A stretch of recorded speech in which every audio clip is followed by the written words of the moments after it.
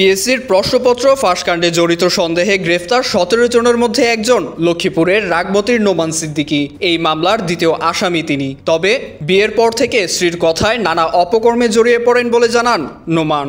স্ত্রীর কথা ছাড়া কাজই করতেন না। সেনাবাহিনীতে সৈনিক পদে চাকরিতে থাকা অবস্থায় তেমন সম্পত্তি না থাকলেও সেখান থেকে অবসর নেওয়ার পর অপকর্মে জড়িয়ে বর্তমানে প্রচুর সম্পদ গড়েছেন তিনি।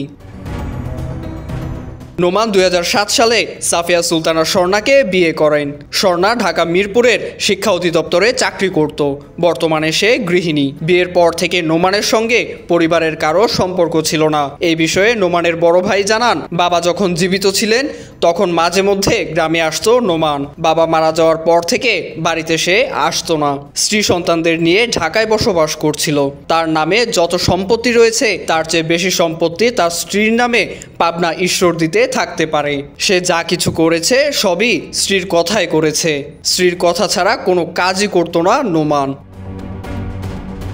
মূলত নোমানের নামে অভিযোগ, সরকারি কর্ম কমিশনের সাবেক চেয়ারম্যানের গাড়ি চালক সৈয়দ আবেদ আলীর কাছ থেকে প্রশ্নপত্র নিয়ে মোটা অঙ্কের টাকায় বিক্রি করতেন। সেই টাকা দিয়েই নিজের ও স্ত্রীর নামে প্রচুর সম্পদ গড়েছেন বলে অভিযোগ রয়েছে। তবে গ্রামে নোমানের একটি মাছ চাষের পুকুর ছাড়া অন্য কোনো সম্পত্তির তথ্য দিতে পারেনি এলাকাবাসী। এদিকে গ্রেপ্তারের পর নোমান সহ বাকিদের জিজ্ঞাসাবাদের জন্য তৎপরতা চালিয়ে যাচ্ছে আইন সংশ্লিষ্টরা। এতে তাদের অর্থ সম্পদের পাশাপাশি জড়িত বড় বড় নেতাদের নামও তালিকাভুক্ত করা হচ্ছে বলে জানায় পুলিশ।